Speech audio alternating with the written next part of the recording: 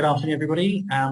Thank you for joining us at the Business Insights discussion around risk and resilience, business risk and resilience.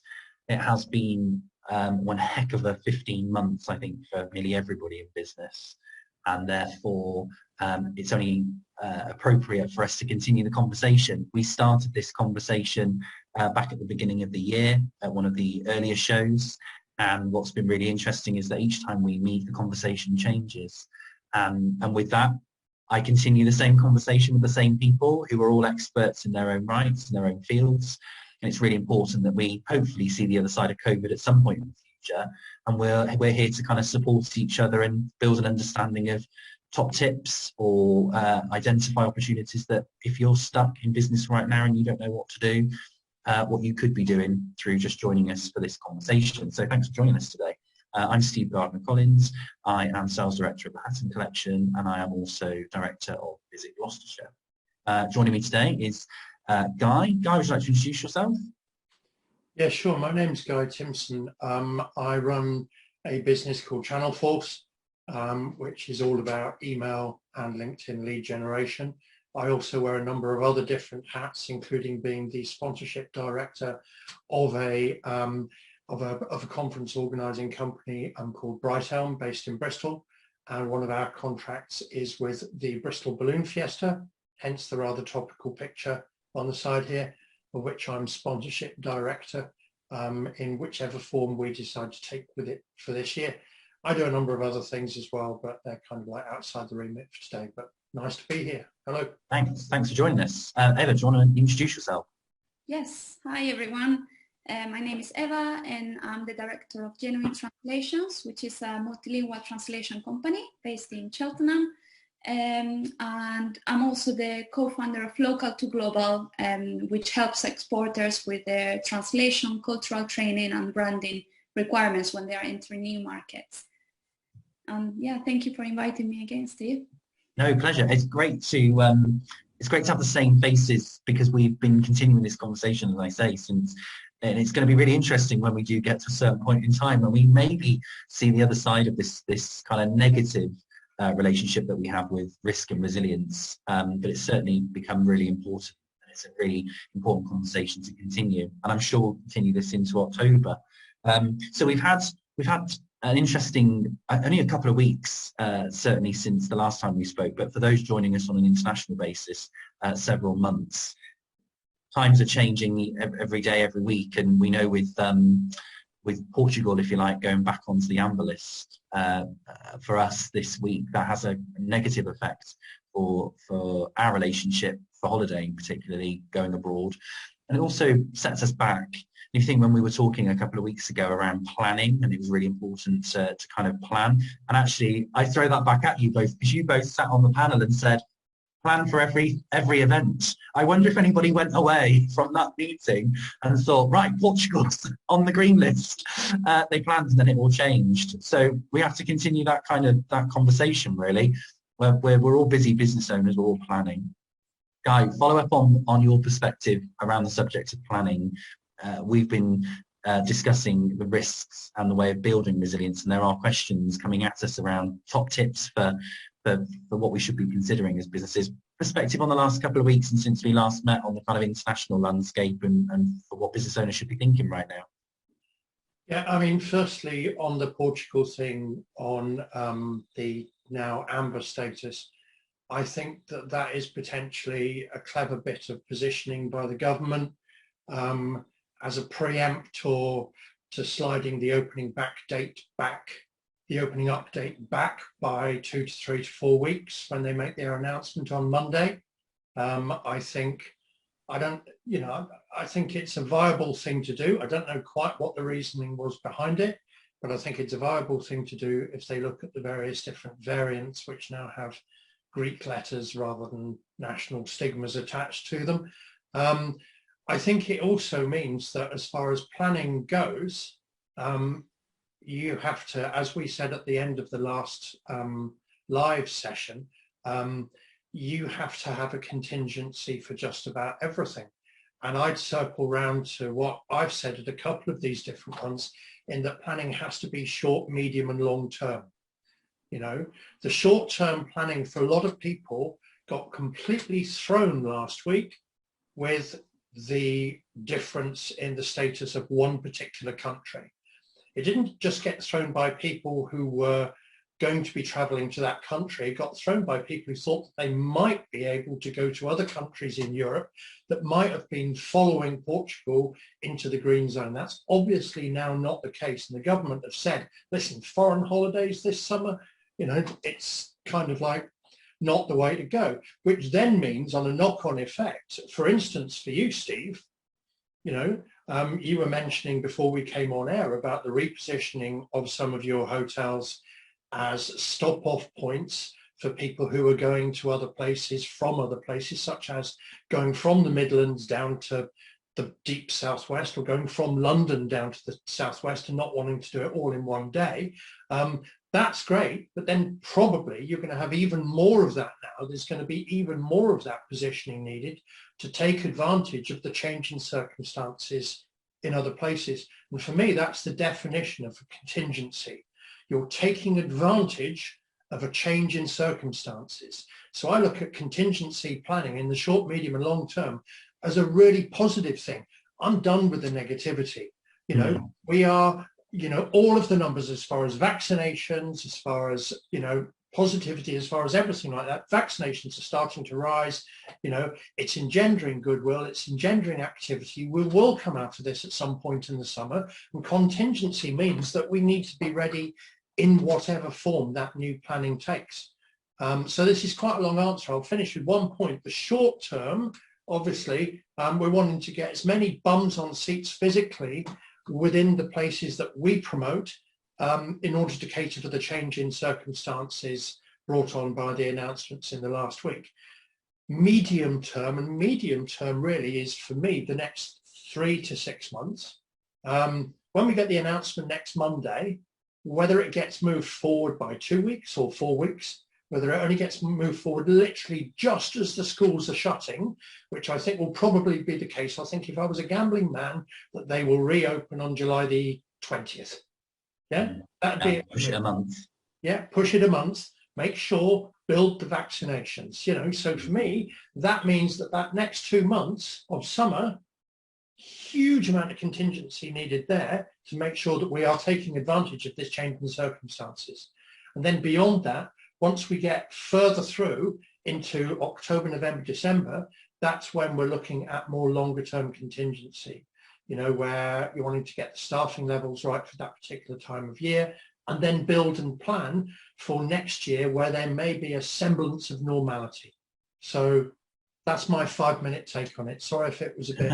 No, it's fine. And actually, just to clarify the conversation we were having for those that perhaps don't understand from the visitor economy perspective, the knock-on effects of that, but also to clarify the position on it, because historically I was talking about us having a kind of midweek corporate weekend leisure balance to the hotel accommodation side of the business. And then the shift that we were expecting with staycation was to be a leisure model, purely leisure, and hoping for longer stays. And actually that has shifted to people pre-planning longer. I think winging it then at the last minute, being able to find more coastal accommodation opportunities that were otherwise lacking because of demand previously, which has meant that for us up in Gloucestershire and the Cotswolds, they are cancelling those shorter breaks and they're longer breaks, and we're having to plug gaps with short stopovers. And they all say at breakfast or at dinner, oh, we're on our way on holiday to Devon and Cornwall, or we're on our way back, and we've become a stopover, which we kind of, in a roundabout way we're used to doing before, expected staycation and leisure, and then have had to remodel ourselves. So it is right about that kind of risk and resilience balance of business continuity. We've all had to accept, and we had a visitor economy meeting yesterday, as hoteliers, we've had to adapt and adopt a different model, all within the space of only being open a matter of weeks. I think it's our first month anniversary next week. So it's been an interesting, again, roller coaster. What you think is going to happen doesn't always go to plan. Eva, I'll follow up with you then. You joined us on the panel a couple of weeks ago live, international a couple of months ago. Your latest perspectives on current situation and what's kind of facing us at the moment. Well, the last couple of weeks have, there's been a bit of uncertainty for me, not so much on a professional side of things, but more on a personal level, although it's quite mixed because it's quite linked together because obviously I work for myself. But yeah, especially with Portugal going on the amber list, I've got a flight schedule on the 22nd of July to go to Spain to see my family. And I haven't seen them in a year. So I'm really hoping I can still go. I had obviously planned my workload till then so that I could then have a bit of a break. But then with Portugal going on the amber list, I'm thinking, oh, what if all of a sudden all the countries go on the red list, well, all the amber countries go on the red list, and then I'm not able to travel. So I'll have to like plan my workload. And yeah, so it's been a bit, it's not been, I've been a bit down about that. But the thing is that, well, my business is not quite linked to the tourism industry, but I think it somehow affects yeah, exactly. As Guy said, there has to be that contingency and the planning for short term, medium term, longer term. So I'll still be planning for shorter term till I'm going on my holiday, and then I'll have another plan for not going on holiday and just perhaps having a shorter break and work a bit more, and then obviously after the holiday to continue with my work and my plans.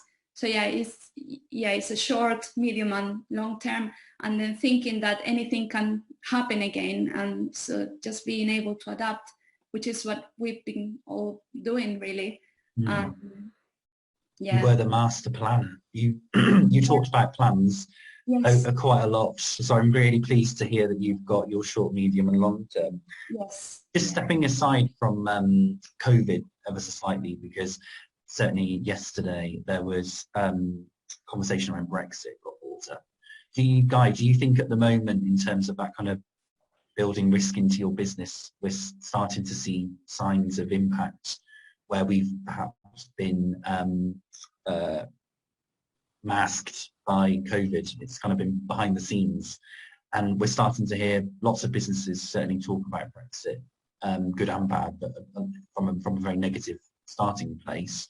What's your perspective on Brexit and risk at the minute? Well, yeah, to answer your first point, I think COVID and the drawbacks of trading in COVID are becoming more of a smoke screen and less of an obstacle these days. Smoke screen, that's the word. Yeah, because we're coming out of it. But I did like the analogy masked by COVID. I thought that was pretty well done. Yeah. Didn't even get my own pun, to be honest. I thought you probably had. So, but yeah, Brexit. I mean, Brexit's a funny one because Brexit, we're 6 months in now, and I think the vast majority of people still haven't got a clue. Partly because they feel that until they come out, it's a catch-22. Partly because they feel until they come out till we get fully free and clear of COVID, they don't really need to pay attention to it because they're too busy fighting their own battles in this country with their short and medium-term planning. Secondly, because I think for an awful lot of industries, the legislation just is not in place to support people. I've got friends locally who trade and traded brilliantly with various different countries up until Brexit, up until, when was it, 31st of January, whenever it was, when we changed over. And then the documentation that they now require is sixfold for some things. The delays that they're getting is just ridiculous. And also the countries in Europe that are wanting to do business, because we are a huge trading partner. We're the biggest trading partner for like 9 or 10 of the countries in Europe globally. You know, tons of their business comes to the UK. We're a huge consumer nation for that. And they're having trouble getting their goods into the country as well. So I think from my point of view, the government and whoever is in charge of all the Brexit documentation and all of the bureaucracy behind it, they really need to pull their socks up and get things sorted out so that when people are moving into that medium term and wanting to open up and wanting to trade again, they can do so with a great deal more ease, because people will look at low-hanging fruit instead. They'll think, oh, I can just trade with Skegness rather than Scandinavia. You know, I can just drive up and out to Lincolnshire and I can trade there. And then, you know, that's easier for me. It's less profit, but it's less hassle, you know. So that's my initial take on it. Eva, your take on Brexit? Yes. Current climate of Brexit, I guess, where we find ourselves. Yes, I have seen that trend, I will call it trend, of trying to steer new exporters away from Europe to other potential markets in, I don't know, America or South America and Asia. Yeah, I feel like Guy said, we are still a big trading partner with Europe, and I've got clients who continue to trade with Europe because the plus side is better. I mean, yeah, they've had issues, but they're still they are still growing by trading with Europe. So I'm just happy that they are continuing that way. But then we had to expand our list of languages that we offer at my company, so to include other languages outside the European ones, just to be prepared for exporters who want to perhaps trade with Asia. I don't quite like that people are just ignoring Europe, because I think at some point they should still build that growth trading with Europe. It's just that at the moment it's really hard, and as Guy said, the government has to really tackle those issues with documentation. Reassess the paperwork. Yeah, especially with food and drink, they're having a lot of trouble at the moment. So with labels, you know, they need them needing to have not just the label translated again, but they need to have a Europe address on the label if they are trading with Europe. So yeah, I just hope that those issues are solved so that then they can grow by trading in Europe. I've got a specific example of how difficult some of the legislation is. All right, there's two things. I mean, they're partially consumer, but they're partially SME related. My wife runs a film company in Bristol that operates solely on Apple-based technology. Okay, I had a couple of MacBooks that were a little bit faulty, so reported them to Apple and said, oh, they'll need to be sent away. They don't tell you where they're being sent away, but they charge a stock fee, an exorbitant stock fee, to get a full repair done.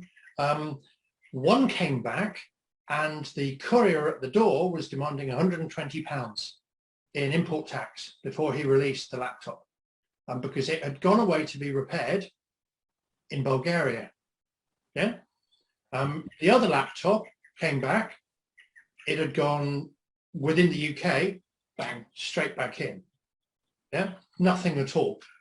Also, I, for some reason, unbeknownst to anyone apart from myself, really love a brand called G-Star Raw. It's a great fashion brand. It's a Dutch brand. And, you know, I'm far too old to buy it. It's far too trendy for me. But I decided to buy a pair of jeans the other week, really liked them. And I thought, oh, God, what am I going to get stung for these when they arrive at the door? Because they were £80. And I thought, fine. And then the courier just came through and he went and he dropped them and said, bang, there you go. You know, but I've had other friends who've ordered stuff from G-Star Raw and other places in Holland, and they've had 15 or 20%, a bit like when you order t-shirts from America, 15 or 20% import duty. So nobody knows what the intrinsic cost is yet. And let's face it, business is all about cost control.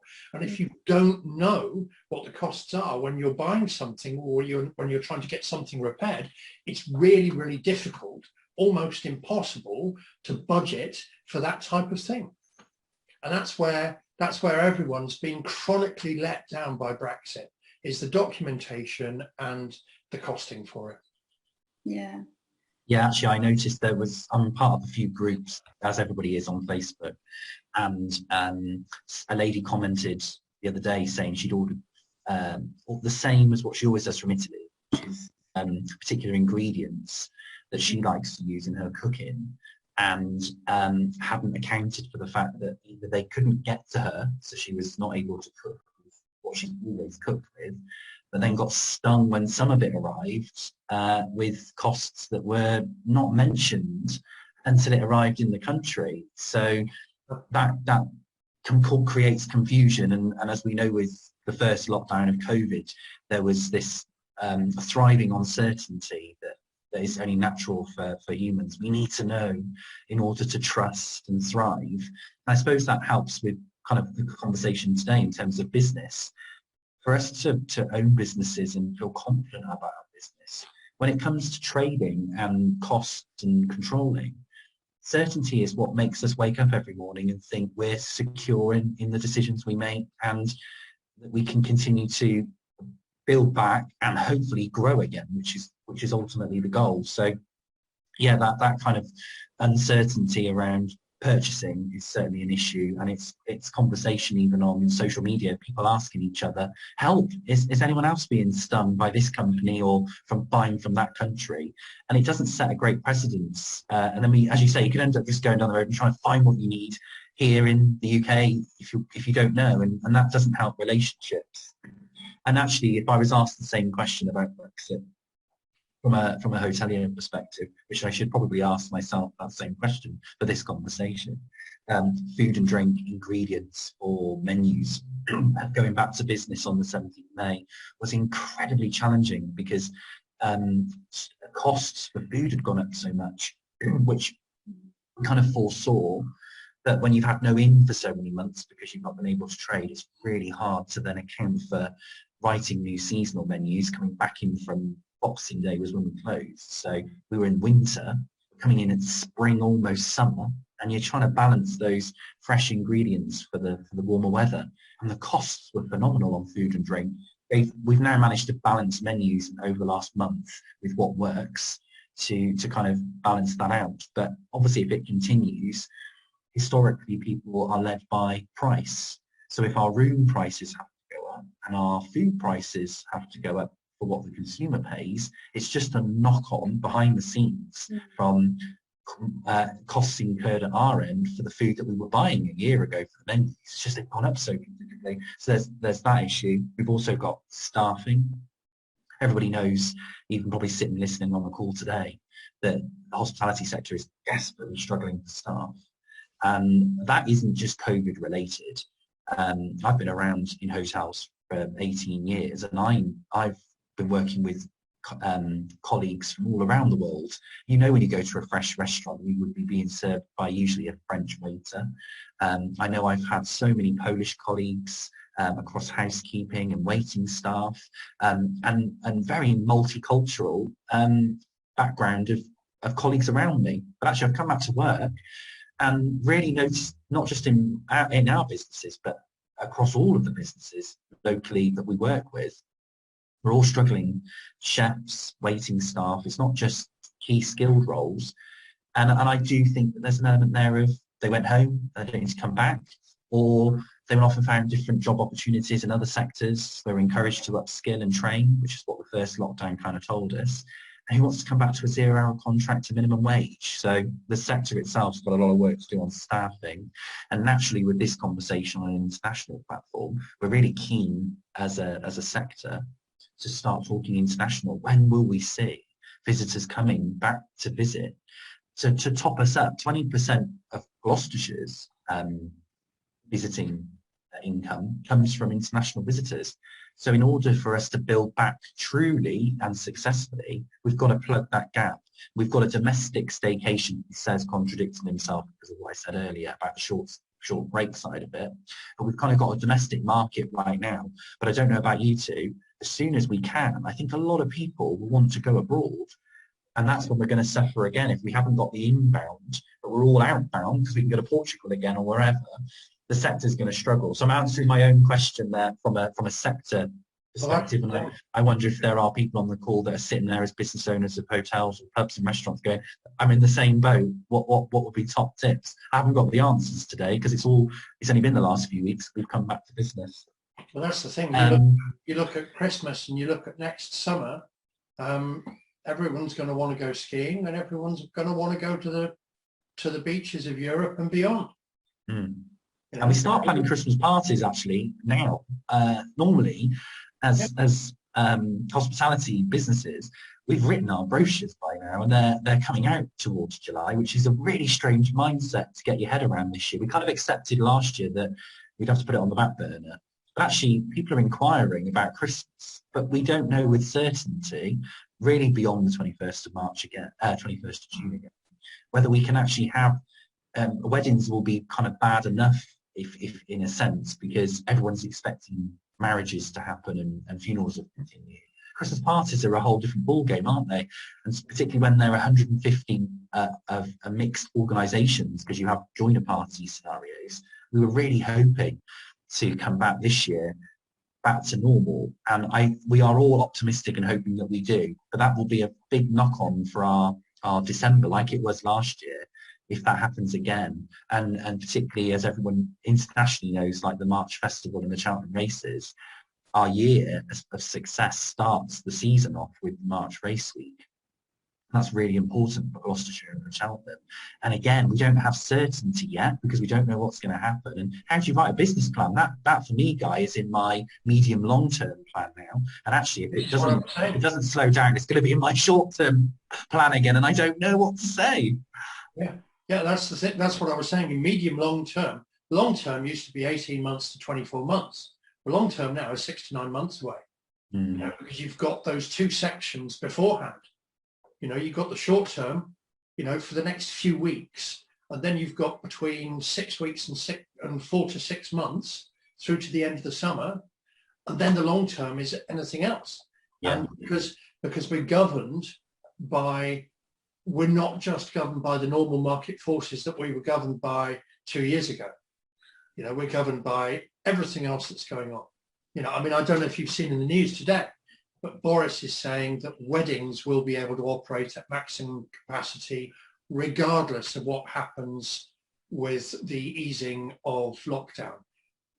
How he's saying that, God knows. Your face said it all then, as you said it. You know, we're supposed to be having a party here in the middle of July because we're celebrating a whole load of things, including our silver wedding anniversary. You know, we've got upwards of 200 people invited. We won't fall into that classification. You know, if someone dies, great, we can just make it a funeral and do it that way. That's a bit flippant and facetious, but you're almost thinking, are you trying to do something to pigeonhole into another sector to try and make things right? You know, and it's just weird. I don't understand what's happening myself. Nobody understands what's happening, and I think this circles back around to everything to do with Brexit. Yeah, nobody understands because there's no clear direction. No, and actually on the subject of weddings, the difference with this and getting the answer to this is you can have a maximum capacity for a ceremony and a sit-down breakfast in a controlled environment, but the biggest hurdle here is, and kind of relating it to your party plans, is the kind of uncontrolled part, the element of the wedding, which is usually in the evening when everybody's drunk and all over each other on the dance floor. I wonder, as he's sitting here listening to what we were just saying about weddings with Boris's update, whether the default here will be you can have as many people to the ceremony and maybe even in a sit-down controlled breakfast environment, socially distanced if capacity allows, as bubbles. You know, from the same bubble, you can sit at the same table, for example. But the kind of free-for-all evening, when everybody's, I think this is where there may be caveats, and this is where there isn't any certainty. And as wedding businesses, it's really hard to plan in the short term, bearing in mind that's only a few weeks away. And to manage weddings for 100+ people, we're going to need more than a week's notice to get going, and they are all booked in now and beyond. So there's so much pressure on the businesses when you talk about being resilient. You've got to have money in the bank and be open to be able to afford to adopt and adapt and to do last minute food purchasing. Can you imagine if on the 21st of June, the week before, every wedding venue in the country is able to do weddings from the following week in an unrestricted manner, the amount of food ordering that's going to happen that week? That's just to set a scene for anyone that's listening that's perhaps in the catering industry. But how on earth are you going to be able to get 100 plus chicken breasts wrapped in whatever, and everyone's going to need it? But right now, I don't think we commit to it. So there is this knock-on effect for the supply chain, which may come at a very short. It's been the same opening the pubs with a week's notice. You've got a whole menu to purchase. That's a whole different ballgame when you're talking about parties of 100 plus, because you're turning into catering costs that are really considerable in planning. Just to change the subject, move away from Brexit, but it may come up. G7. Clearly, there are conversations happening or will be happening over the next few days. Again, that will impact business owners, risk and resilience being key from a G7 perspective. So we've got climate and environment on the agenda.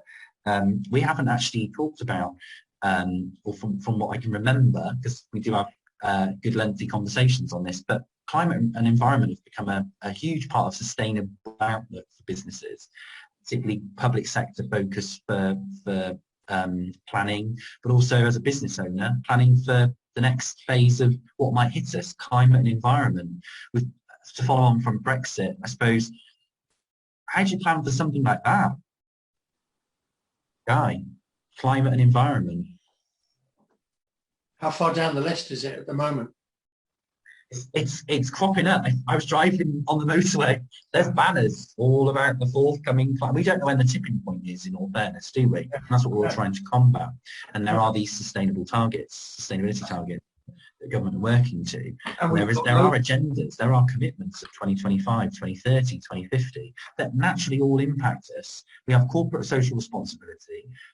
Many sectors have already gone through the process, 2017, 18, 19, of more energy efficient light bulbs. Remember in hotels going the big PR campaign around big bottles to little bottles that were disposable and getting rid of them as straws. We did all this kind of 2019. That was a big cost for us. Yeah. Actually, when you're planning around the next 6, 12, 18 months and the topic of climate has become really important, if you're not really up to speed on that in your business yet, that's yet again another something that you've got to build into your plans. It's one more pressure. Another pressure. It's like a pot boiling, isn't it? Yeah, it's the type of thing that, the G7 summit and whatever the one is in October that's coming up as well, these have been planned for 10 years. Mm. They were never going to move them. They've totally rebuilt that hotel down in Cornwall as well for it, and done, spent a vast amount of money, probably out of public coffers, to do it as well. And then we're going to have all these wonderful targets come up. Now, I'm massive on sustainability and recycling and everything that we have, where we live and everything. We're very, very conscious of all of that. But we've got the time to make sure that we recycle everything in the right way. And it's not costing us much apart from a few minutes to do it.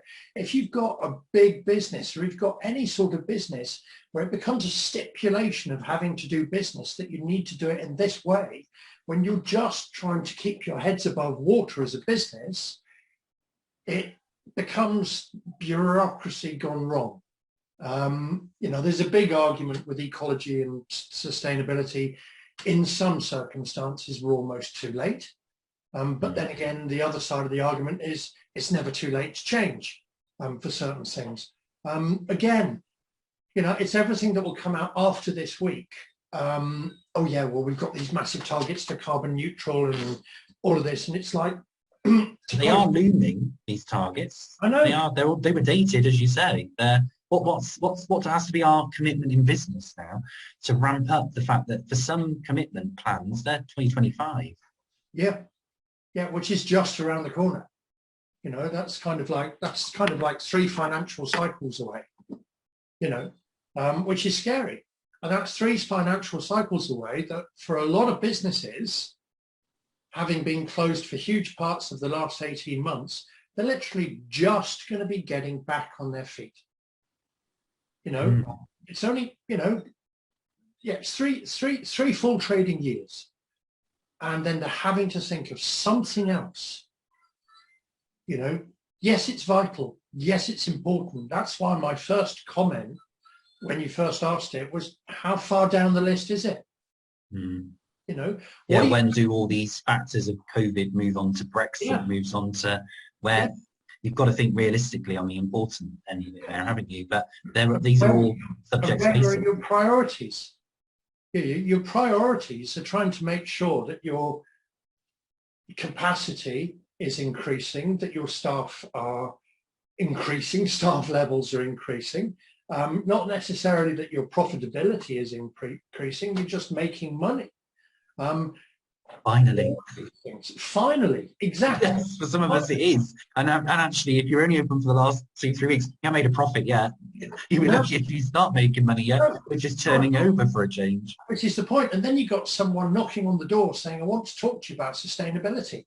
And I want to talk to you about this. And I want to know about your plans for carbon neutrality by 2030 and 2025. And go, okay. Yeah, and you're breaking off from something where you're in the now, when you're in your short-term bit. I'm not meaning to decry or denigrate any of the effort that is being made, because as I said, I'm huge on these topics, but it's just when you're running your own businesses, where does it lie on the list? How far down the list is it for you?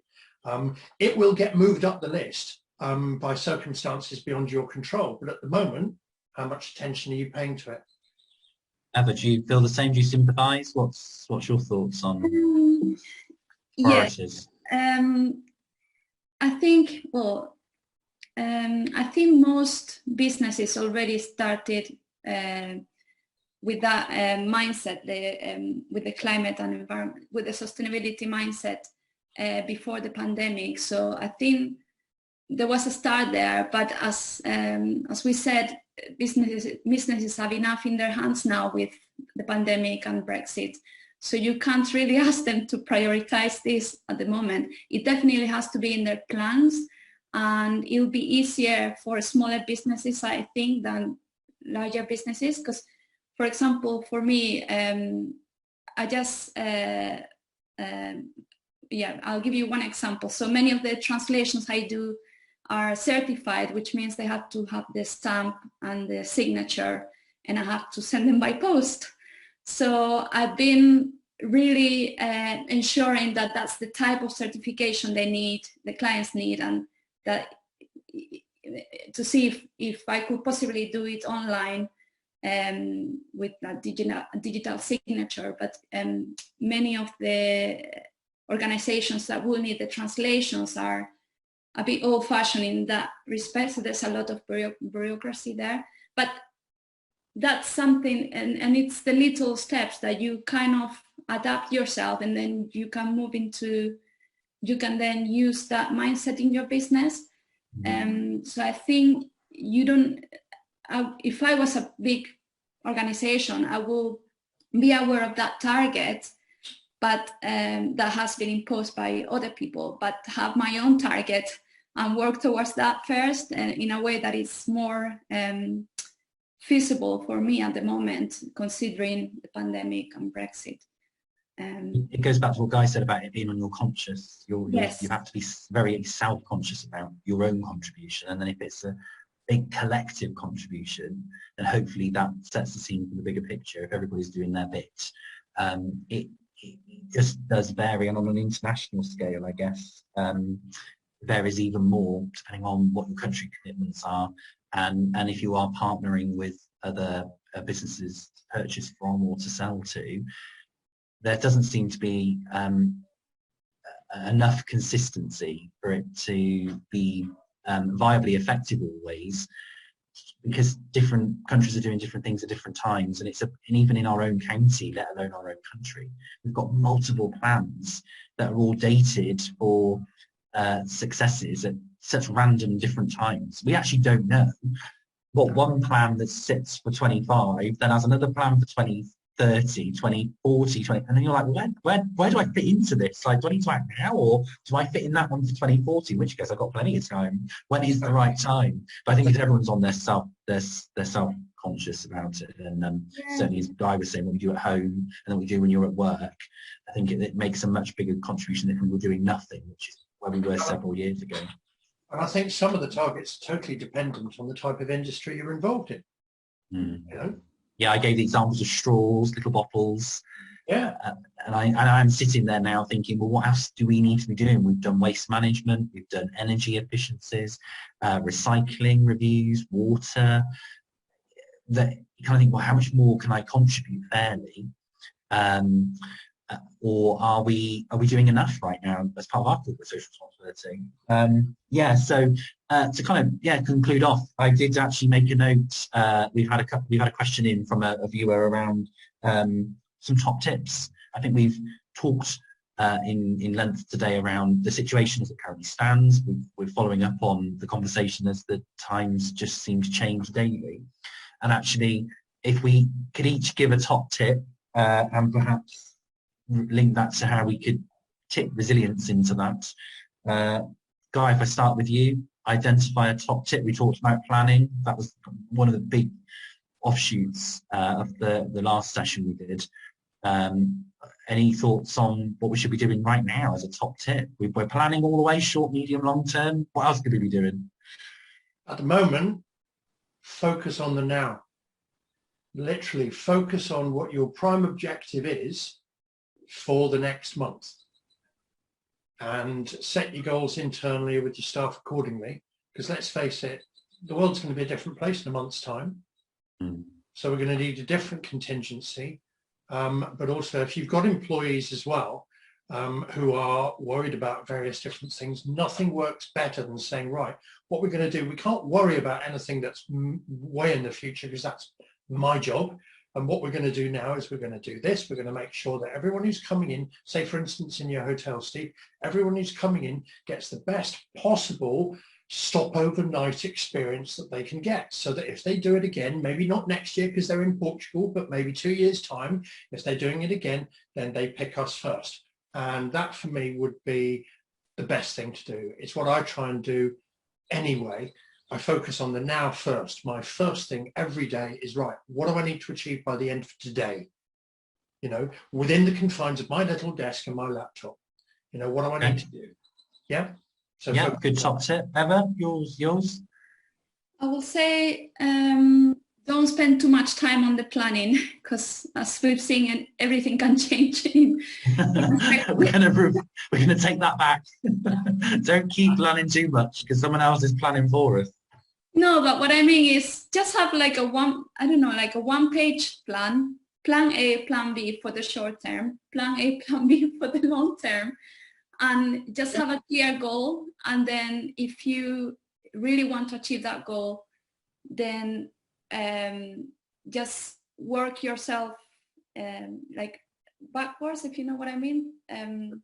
Reverse engineer. Yeah, reverse engineer. Yeah. And if you can't go that way because of these changes, just take another path, but that will help you achieve that goal. Flow diagram.